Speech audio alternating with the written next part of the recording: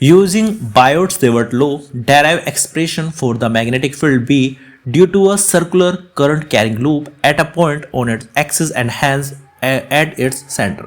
ये जो डेरिवेशन है very very very important derivation है, चैप्टर 4 का डेरिवेशन है, काफ़ी महत्वपूर्ण और काफ़ी बार सीबीएसई ने इसको रिपीट किया हुआ है, तो काफ़ी अच्छा है। थोड़ा सा अगर मैं सभी डेरिवेशन की बात करूँ, सबसे डिफिकल्ट डेरिवेशन ये लगता है बच्चों को, इसको बताते हैं ट्रिकी वे में समझाते हैं। क्वेश्चन क्या कह रहा है वो समझो। पहले आपके पास एक करंट कैरिंग लूप है, ये रहा लूप। अब इसमें करंट फ्लो हो रहा है, सीधी बात है, करंट इसके अंदर फ्लो हो रहा है। क्वेश्चन ये है इसकी एक्सिस पे, इसकी एक्सिस कौन सी होगी, ये इसकी एक्सिस है, एक पॉइंट है और यहां पर आपको मैग्नेटिक फील्ड फाइंड करना है। देखो अगर कोई सर्कुलर लूप है और उसी के सेंटर पे मैग्नेटिक फील्ड फाइंड करना है तो सीधा फॉर्मूला है B = μ0I/2r, ठीक है। लेकिन अगर सेंटर पे ना कह के इसी की एक्सिस पे एक पॉइंट यहां पे बना दे और पूछ ले इस P पॉइंट पे मैग्नेटिक फील्ड कितना होगा, तो उसका डेरिवेशन अब हम करेंगे। तो इसके लिए क्या है, मान के चलो इसकी जो रेडियस है वो है स्मॉल r और जो इसकी डिस्टेंस है, ये सेंटर O से P की जो डिस्टेंस है वो है यहां पर A। कुछ बच्चे इसको A मानते हैं, कुछ ही मान लीजिए, इच्छा है आपकी, बस सॉल्यूशन सही करना। तो यहां से यहां तक की जो डिस्टेंस होगी, अब बात करूं यहां मैं छोटा सा एलिमेंट मानता हूं एक, और मैं मानता हूं इस एलिमेंट के कारण जो मैग्नेटिक फील्ड होगा उसकी डायरेक्शन हमेशा ये परपेंडिकुलर, ये 90 डिग्री पे होगी, ध्यान रखना, dB। इस छोटे से एलिमेंट के कारण जो यहां पर मैग्नेटिक फील्ड है dB, उसकी डायरेक्शन ऐसी होगी। मान के चलो ये कितना है, ये थीटा है। अगर मैं यहां पर इस पे 90 बनाऊं, ये इस पे 90 बनाऊं, ये जो लाइन है 90 है, ये थीटा, तो ये भी थीटा हो जाएगा। अब फिजिक्स का रूल है, किसी चीज कभी सोल्व नहीं होती, जो थीटा से जुड़ा होगा वो हो जाएगा dB cos थीटा, और जो थीटा से जुड़ा नहीं होगा वो हो जाएगा dB sin थीटा।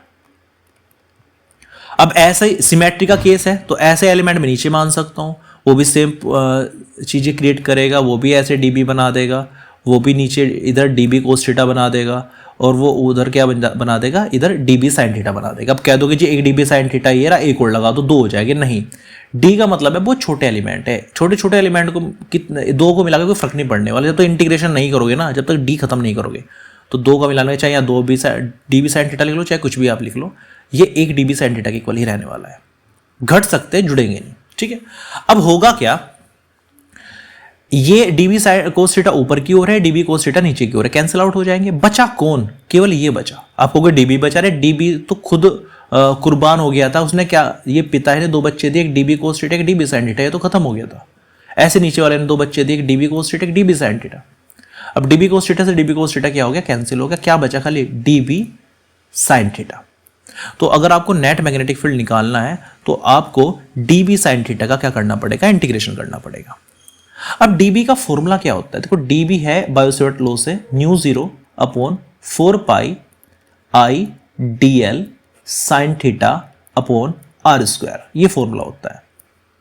अब थीटा क्या है इसमें, इस थीटा को मत लेना, इसकी बात नहीं कर रहा हूं मैं।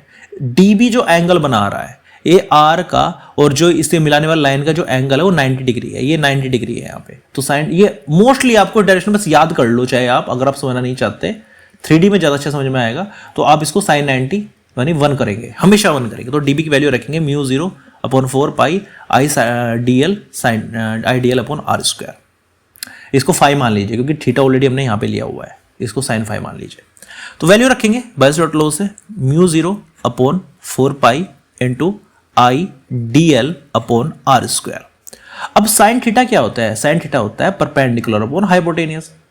अब इस ट्राइंगल की मैं बात करूं, एंगल के सामने क्या होता है, परपेंडिकुलर यानी r, और हाइपोटेनियस ये क्या हो जाएगा, पाइथागोरस का यूज करो, ये r है, परपेंडिकुलर बेस a है, तो ये हो जाएगा √r² प्लस a², तो ये हो गया √r² प्लस a², ये स्क्वायर होता है यहाँ पे, ठीक है।